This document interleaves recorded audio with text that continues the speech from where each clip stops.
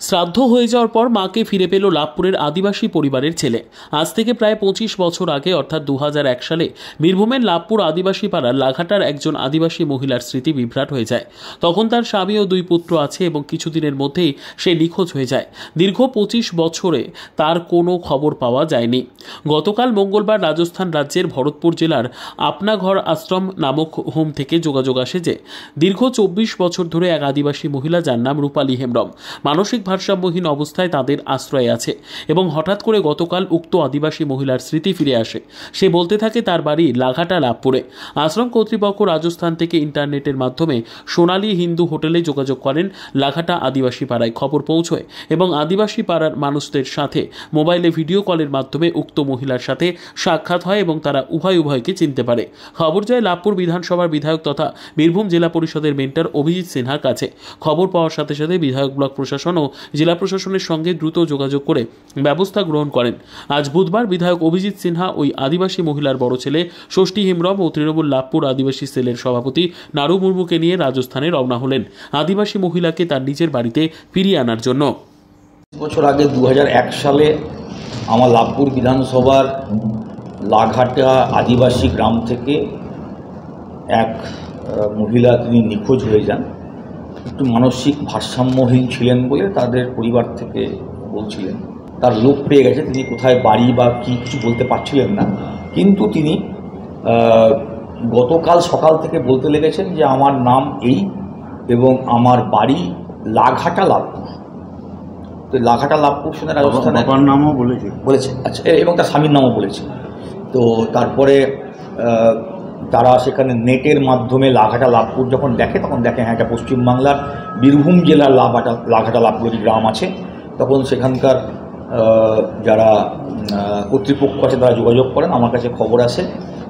তারপরে ভিডিও কলের মাধ্যমে আমার বড় ছেলে ওনার ষষ্ঠী হেমব্রম, তার সঙ্গে তার দেখা, মানে ভিডিও কলের মাধ্যমে যোগাযোগ হয়। মাও ছেলেকে চিনতে পারে, ছেলেও মাকে চিনতে পারে এবং গ্রামে যারা আরও বয়স্ক মানুষ আছে তারা সবাই বলে হ্যাঁ এটাই আমাদের রূপালী যে হারিয়ে গেছিলো।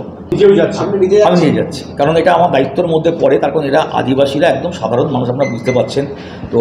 এবং ওখানে হয়তো গেলে হিন্দি এবং ইংরেজি ভাষার প্রয়োজন হতে পারে, যেনারা তো বুঝতেই পারছেন একদম আমাদের আদিবাসী ভাই সাধারণ মানুষেরা। তো অত দূরে গিয়ে তো এদের পক্ষে এইরকম একটা, এবং সেখানে কিছু লিগাল কমপ্লিকেশন থাকতে পারে যে সত্যি করে ছেলে কিনা বা ইত্যাদি, সবটা করার জন্য বিধায়ক হিসেবে আমার দায়িত্ব যে অন্তত এদের সঙ্গে নিয়ে গিয়ে আমার দায়িত্বটা পালন করা। লাভপুরের বিধায়ক অভিজিৎ সিনহাকে পাশে পেয়ে খুশি আদিবাসী পরিবারের পক্ষ থেকে জানা যায় এতদিন ধরে মাকে খুঁজে না পাওয়ায় মায়ের শ্রাদ্ধ করে দেয় তার ছেলেরা। বিধায়কের এই উদ্যোগকে সাধুবাদ জানিয়েছেন বহু বিশিষ্ট জনেরা। কতটা খুশি ফিরে পেয়ে? কতটা খুশি? এখন অনেকটা মনে শান্তি পেয়েছি। কালকে ভিডিও কলে দেখেছেন মাকে, হ্যাঁ, সেই অনুভূতিটা বলুন। প্রথম যখন দেখলেন? প্রথম আমি দেখে আমি চিনতে পেরেছি, দিয়া হিন্দিতে কথা বলছে, হিন্দি জানি না আমি, যে বাবার নাম বলছে এই শুধু এলাম, মোটামুটি হিন্দিতে কথা বলে। জেলা প্রশাসন এবং বিধায়কের পাশে পাচ্ছেন? হ্যাঁ হ্যাঁ। ভোটের সময় নয়, কাজের সময় কেমন লাগছে? ভালো, মনে শান্তি পেয়েছি। লাভপুর থেকে ইকবাল হোসেনের রিপোর্ট, পিবি নিউজ। সান হসপিটাল, এখানে যে কোনো রকমের চিকিৎসার বিশ্বস্ত প্রতিষ্ঠান। খুবই কম খরচে বিশ্বমানের চিকিৎসা প্রদান করে থাকে। উন্নত মানের ওয়ার্ড কেবিন, পরিষ্কার পরিচ্ছন্ন পরিবেশ দ্বারা সুসজ্জিত চিকিৎসা ব্যবস্থা রয়েছে। এছাড়া স্বাস্থ্যসাথী কাজেও পরিষেবা প্রদান করা হয়। সুতরাং আজই যোগাযোগ করুন সান হসপিটালে। ঠিকানা GT road, Bhangakuthi, Bardhaman. Phone number মনে রাখবেন 9434188262 অথবা 83730954222।